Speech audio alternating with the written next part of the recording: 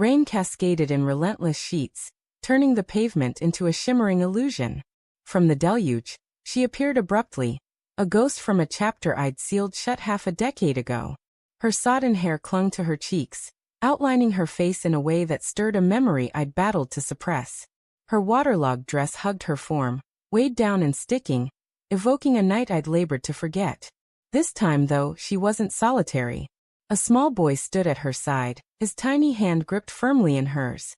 "This is your son," she declared, her voice nearly swallowed by the storm's fury. I stood frozen, wordless, my eyes fixed on them, calm and unwavering.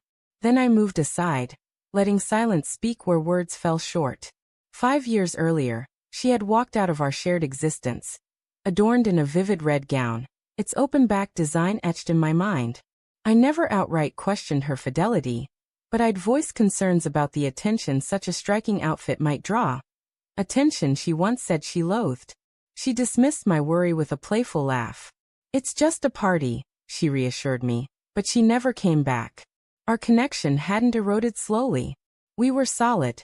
Shared quiet dinners, profound talks, nights spent imagining names for the children we hoped to nurture. Yet subtle shifts emerged. Prolonged showers, later evenings, eyes that dodged mine. I never confronted her directly. Instead, I began to notice the pauses between us. That evening, she said it was a friend's birthday, an all-women event. The following day, a coworker sent me a video. It wasn't a cozy gathering. It was a packed nightclub, and there she was, perched on another man's lap, laughing in a way that felt foreign to me. I watched the footage once. That sufficed. Truth doesn't need reiteration. When she staggered home at dawn, smelling of alcohol and betrayal, I didn't raise my voice. I brewed coffee, handed her a cup, and said evenly, "We're through." She called me controlling, dramatic. So I left. No debate, no closure. I changed my contact details, moved to a new city, and disappeared. Before departing, I took one step to secure my future. I preserved my sperm, a safeguard born from the pain of deception. Always prepare for the unimaginable, especially from those who once promised forever. 3 years later, an unsigned letter arrived, enclosing a photo of a child with curls and eyes that mirrored mine. I felt nothing, just filed it away. Then came emails, entreaties, regrets, words of sorrow. I didn't reply, though curiosity tugged at me. So, I hired a private investigator. The findings were almost poetic in their irony. She'd lost her job, moved back with her mother. The man from the club had vanished before her pregnancy was obvious, denying any tie. A year later, she began seeking me, unaware of the person I'd become. Silently, I set my strategy in motion. First, I arranged a discreet DNA test. The investigator obtained a pacifier from a park encounter. The outcome, 99.9% mine. Second, I engaged a skilled custody lawyer, not to take the boy from her, but to protect my own rights. Third, I waited, then let her locate me. Now she stood before me, holding our son like an anchor. "I need help," she murmured, her voice cracking. I studied the boy for a long moment. His eyes met mine, steady, curious.